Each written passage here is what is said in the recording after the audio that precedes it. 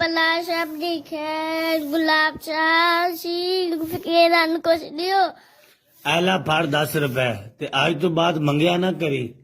इन्ने पैसे मैं फैक्ट्री ना खोलूं। सब दा पना ते सब दी खैर फकीरां नूं कुछ दियो। आ पुत्र बाबिया नूं घरों ना रोटी लियाण के दे।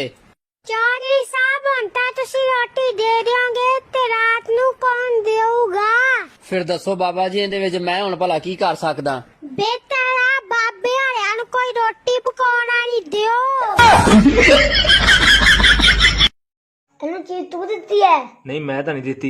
ਮੈਂ ਵੀ ਸੋਚਿਆ ਤੂੰ ਵੱਡਾ ਚੰਗਾ ਕਿੱਥੇ ਹੋ ਗਿਆ। बाबा जी हाँ बच्चा दुआ करो मैं काम ना भी करा ते फिर भी भुखा ना सोवा। बच्चा दस की खाना है? बाबा जी जिंगर बर्गर खाना वा। मुंह तेरा चपेड़ा खाना ला। बाबा उस्मान तुसी बड़े लिसे थोड़ा मुरीद बड़ा मोटा है। अच्छा बस पुत्र तवीज दंडा शर्ट के ता खा ਜਾਂਦਾ। ਅੱਬਾ ਜੀ ਮੈਂ ਛੁੱਟੀ ਲਵਾ ਕੇ ਆਣ ਲੱਗਿਆ, ਮੇਰੇ ਵਿਆਹ ਦਾ ਬੰਦੋਬਸਤ ਕਰੋ। ਵਿਆਹ ਤਾਂ 6 ਮਹੀਨੇ ਠਹਿਰ ਕੇ ਵੀ ਕਰ ਲਾਂਗੇ। ਇੱਕ ਪਲਾਟ ਬੜਾ ਸੋਹਣਾ ਬਣਦਾ ਪਿਆ, ਉਹ ਨਾ ਲੈ ਲਈਏ। ਮੇਰੇ ਸਿਰ ਤੇ ਨਾ ਲਿਓ, ਮੇਰੇ ਕੋਲੇ ਕੁਛ ਨਹੀਂ ਹੈਗਾ। ਵਿਆਹ ਫਿਰ ਪਿਓ ਦੇ ਗੁਰਦੇ ਵਿੱਚ ਕੇ ਕਰਵਾਉਣਾ ਸੀ।